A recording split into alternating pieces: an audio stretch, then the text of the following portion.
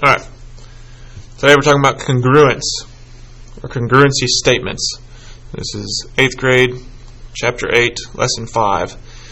Okay, this lesson we're going to talk about congruency statements, putting together congruency statements to identify the corresponding parts of the two figures we're comparing. All these corresponding parts are marked by symbols or tick marks to identify which angles and sides go together. It's your job to write these statements out. Okay, 3 symbols we need to revisit. Okay, the angle symbol, this represents an angle. Okay, so I've got 2 examples here. We read this as angle A, angle B, and another angle C, and so on. Whatever angle you have or whatever letter you have representing that angle, that's what you're going to put. Okay, congruent. Okay, the symbol represents congruent, so we'll put, as an example, angle A is congruent to angle B. Okay, and the last one, we've got 2 letters with a line above it. This line above the letters represents the line or the side. So we'll read it as side AB is congruent to side EF. Okay, that's just an example here. Alright, so let's go right into identifying congruency statements.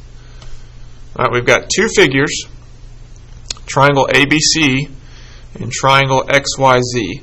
And they're telling you, different from the last lesson, they're telling you that these 2 figures are congruent to start with.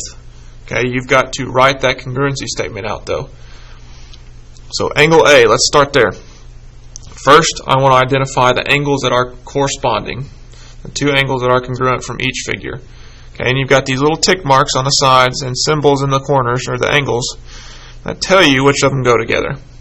So obviously the 1 tick mark would go with the 1 tick mark over here.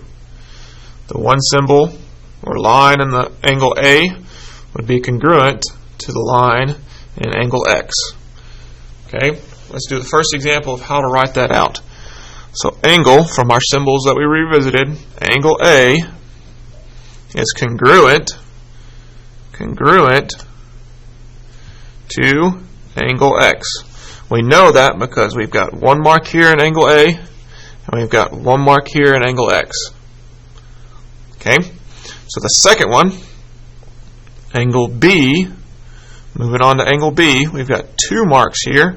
We need to identify which of these have 2 marks. It looks like Y is congruent with B.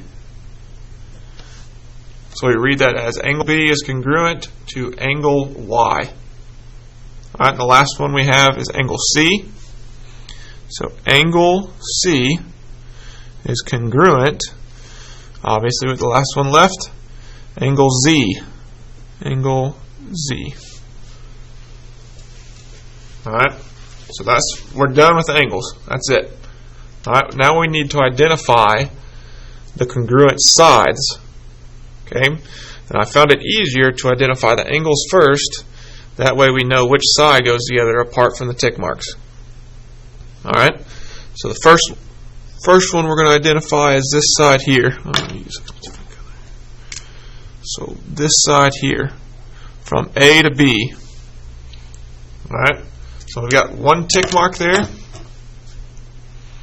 We're connecting the 1 mark corner, angle A, to angle B with 2 marks. So let's find 1 mark. We know that X is congruent to A, so start there. Would be congruent to this side here. Okay, make sure you put it in the order, and I'll show an example of that right now. So if you put A first here, you need to make sure that on your second part that the angle that's congruent with A also goes first. So if you put A first here, you need to put X first here because we know that those 2 angles are congruent from our last part.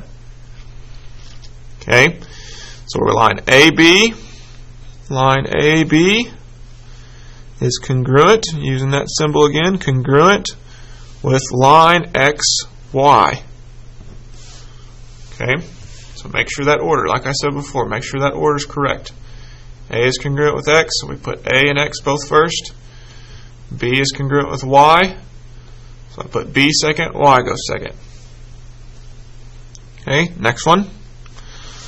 I'm going to identify side, this side here. Okay, so we know that B and Y from our congruency statement here, B and Y are congruent. So I'm going to put B first. That means Y goes first over here. B to C. So line or side BC is congruent with line or side YZ. So YZ. And last but not least, our last side would be ZX here and CA. Okay. Once again, two ways to identify that. 3 tick marks, 3 tick marks. We've got 3 lines in this corner Z, 3 lines in this corner C, connecting to the 1 line in A, 1 line in X. So the last one I want to put is line CA, or side CA is congruent with side ZX. ZX. Okay, and that's all of your congruency statement. Remember that we can assume we know that all these figures are congruent. So all we need to do is put these congruency statements. First the angles, then the sides.